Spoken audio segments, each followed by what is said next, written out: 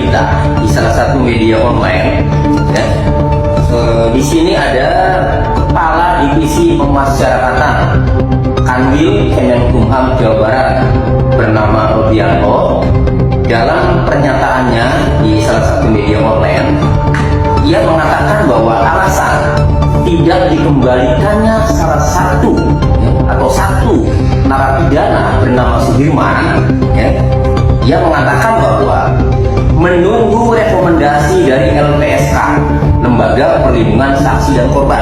Jadi menunggu rekomendasi dari Lembaga Perlindungan Saksi dan Korban atau LPSK, ucap Robianto tanpa menjelaskan secara detail mengenai rekomendasi dari LPSK tersebut.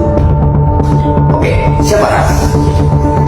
Jadi kalau Pak Robianto, Kepala Divisi Pemasyarakatan Kanwil Kemenkumham Jawa Barat, mengatakan bahwa tidak dikembalikannya atau belum dikembalikannya Sudirman ke lapas karena alasannya menunggu rekomendasi dari LPSK. Pertanyaan saya adalah, siapa yang mengajukan Sudirman ke LPSK? Siapa yang mengajukan Sudirman meminta perlindungan ke LPSK? Itu pertanyaan yang sangat penting. Karena berdasarkan Undang-Undang Nomor 31 Tahun 2014 tentang perubahan atas Undang-Undang Nomor 13 Tahun 2006 tentang perlindungan saksi dan korban, itu diatur di dalam pasal 29, di mana yang berbunyi tata cara memperoleh perlindungan sebagaimana dimaksud dalam pasal 5, yaitu sebagai berikut. Jadi tata cara memperoleh perlindungan dari LPSK itu sebagai berikut. Huruf A, saksi dan atau korban yang bersangkutan baik atas inisiatif sendiri maupun atas permintaan pejabat yang berwenang mengajukan permohonan secara tertulis kepada LPSK. Jadi untuk mendapatkan atau memperoleh perlindungan dari LPSK, maka yang bersangkutan itu harus mengajukan permohonan secara tertulis kepada LPSK. Pertanyaan saya, apakah Sudirman yang menurut orang tuanya ada kekurangan secara berpikir, apakah ia mengajukan permohonan secara tertulis kepada LPSK? Kan itu pertanyaannya. Nah, apakah mungkin Sudirman mengajukan? Tidak mungkin Sudirman itu yang mempunyai keterbatasan dalam berpikir, kemudian tiba-tiba dia mengajukan permohonan secara tertulis kepada LPSK. Tidak mungkin. Sehingga ini menjadi pertanyaan, apakah Sudirman ini mengajukan perlindungan ke LPSK? Nah, kalau mengajukan, siapa yang mengajukan? Apakah Sudirman atau yang lain? Sudirman ini mempunyai keluarga. Sudirman ini mempunyai orang tua. Nah, jangan dijadikan Sudirman sebagai alat untuk mengejar DPO atau untuk mentersangkakan orang lain.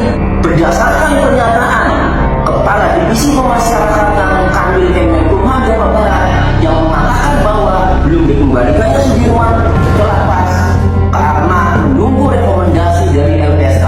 Tolong dijawab dari Kanwil Kemenkumham Jawa Barat maupun Polda Jawa Barat, apakah Sudirman ini mengajukan perlindungan ke LPSK? Kemudian kalau memang mengajukan, siapa yang mengajukan? Karena di dalam pasal 29 huruf A jelas dikatakan bahwa untuk dapat memperoleh perlindungan dari LPSK, maka yang bersangkutan itu harus mengajukan permohonan secara tertulis kepada LPSK. Selama itu dia menjadi pengacaranya sampai ada kabar terakhir pada tanggal 24 Mei 2024, Ibu Titin, pengacaranya Sudirman, tidak pernah mengajukan perlindungan kepada LPSK. Nah, lalu kalau misalnya ada pengacara lain yang ditunjuk oleh Polda, terus kemudian tiba-tiba Sudirman mengajukan LPSK diinisiasi oleh pengacara lain yang ditunjuk oleh Polda. Nah, ini atas inisiatif siapa? Jangan menjadikan Sudirman sebagai alat bukti, sebagai senjata